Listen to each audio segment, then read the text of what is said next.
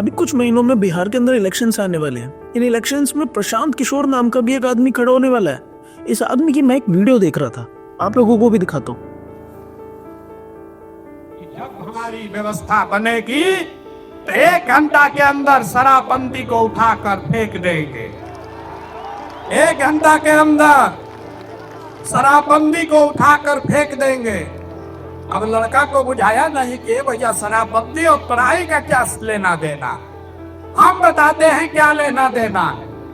अगर बिहार में विश्व स्तरीय विश्व देश का सबसे अच्छा शिक्षा व्यवस्था बनाना है तो 5 लाख करोड़ रुपया चाहिए। 5 लाख करोड़ रुपया चाहिए अगले 10 वर्ष में, तो देश का सबसे अच्छा शिक्षा व्यवस्था बिहार में बना दिया जाएगा। अभी कह रहे हैं कि 5 लाख करोड़ रुपए आएंगे और शराब को ये खुलेआम कर देंगे, जिससे लोग ज्यादा शराब पिएंगे। सरकार के पास शराब से रेवेन्यू आएगा, उससे 5 लाख करोड़ रुपए इकट्ठे हो जाएंगे और ये पढ़ाई दे देंगे। मतलब अब शराब को चालू करके ये पढ़ाई के ऊपर ध्यान देंगे। ये शराब वो बच्चे नहीं पिएंगे जो स्कूल में पढ़ने जाएंगे। शराब पूरे देश की एक बहुत बड़ी समस्या है। इस समस्या को अगर बिहार सरकार ने कुछ समय पहले दूर कर दिया था,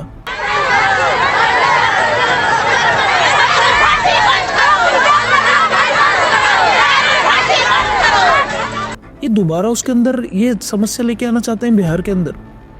शराब से किसी भी देश का कोई भला नहीं होता। शराब उस देश की कम उम्र वाली जनसंख्या भी पीती है, चाहे आप 18 साल के हैं या 18 साल से कम भी हैं। इस बात को कोई नहीं रोक पाता कि शराब जब आई तो उसे कितने साल का बच्चा पी रहा है या फिर कितनी ज़्यादा उम्र का आदमी, कोई भी उसको पीता है और इससे एक पूरी पीढ़ी नष्ट हो जाती है।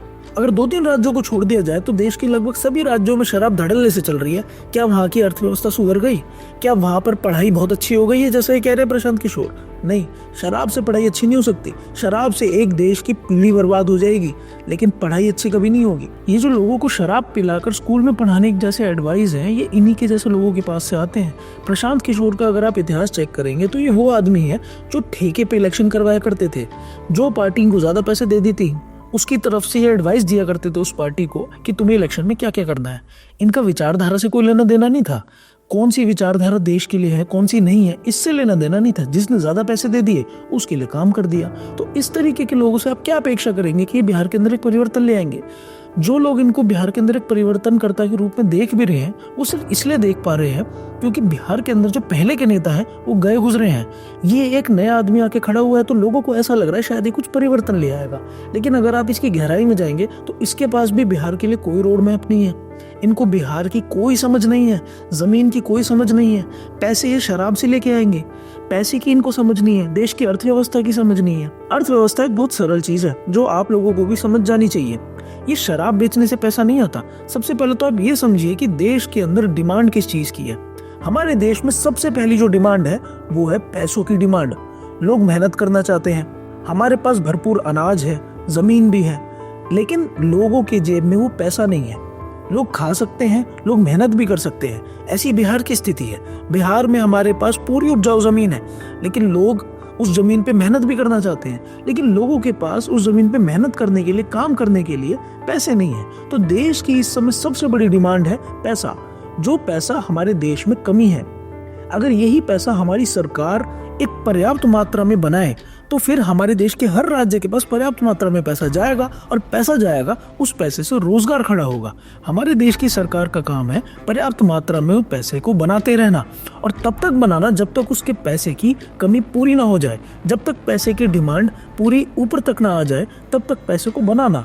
अर्थव्यवस्था का सीधा सा नियम है, अगर जिस चीज की डिमांड है उसकी सप्लाई पूरी कर देनी चाहिए। हमारे देश में पैसे की डिमांड है तो पैसे की सप्लाई पूरी कर देनी चाहिए। उसके बाद दूसरी चीजों की डिमांड जाकर खड़ी होती है देश में। जब लोगों की जेब में पैसा आता है तो लोग बिजनेस में उस पैसे को लगाएंगे। जब सरकार छोटे छोटे बिजनेसेस के लिए पैसा देगी तो लोग उस पैसे को अपने बिजनेस में लगाएंगे। उस बिजनेस के अंदर 4 लोगों को नौकरी पे रखेंगे। नौकरी पे लोग आएंगे, उनकी जेबों में पैसा जाएगा, वो आगे जाके उसको मार्केट में खर्चेंगे। इस तरीके से पूरी अर्थव्यवस्था चल जाएगी। आज हमारी अर्थव्यवस्था इसलिए रुकी पड़ी है क्योंकि लोगों के पास काम करने के लिए पैसे ही नहीं है। हमारे देश के अंदर जितनी भी मैन्युफैक्चरिंग सेक्टर है, उसके अंदर जितनी भी फैक्ट्रीज हैं, वहां पर वो फैक्ट्रीज अपना 10 गुना कम क्षमता पे चल रही हैं। मतलब कि अगर उनके पास पर्याप्त मात्रा में पैसे होते तो वो 10 गुना ज्यादा प्रोड्यूस कर सकती थी। वो 10 गुना कम क्यों चल रही हैं? पैसे की कमी की वजह से। उनके पास मजदूरों को रखने के लिए पैसे नहीं है। अगर उनके पास पैसे होते तो ज्यादा मजदूरों को रखते, ज्यादा बिजली की खपत करते, ज्यादा चीजें प्रोड्यूस करते, ज्यादा चीजें प्रोड्यूस करते तो ज्यादा चीजें बाजार के अंदर आती। सरकार ने अगर पैसा छाप के लोगों को दिया होता तो लोगों की जेब में भी पैसा होता और लोग उस पैसे से उस प्रोड्यूस को खरीद लेते, तो डिमांड से सप्लाई मीट हो जाती।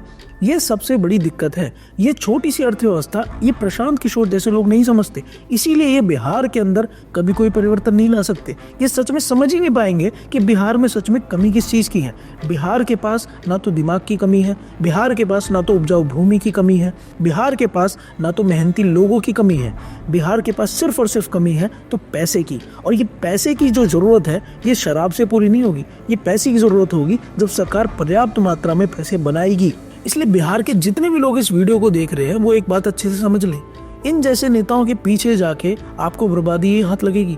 अपनी खुद की समझ जब तक आप नहीं बनाएंगे तब तक इस देश में, बिहार में परिवर्तन नहीं आ सकता। इसलिए आप अपनी खुद की समझ बनाएं और बैंकों का मायाजाल किताब जरूर पढ़ें। उस किताब को पढ़ने के बाद आपको अर्थव्यवस्था के गहरे से गहरे राज समझ आ जाएंगे। किताब को पढ़ने के बाद हमसे संपर्क जरूर करें। हम एक संगठन बना रहे हैं, उस संगठन के अंदर हम युवाओं को एक साथ जोड़ रहे हैं जो कि इस देश के अंदर परिवर्तन के लिए आगे आ सकेंगे।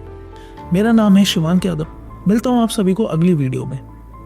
जय हिंद।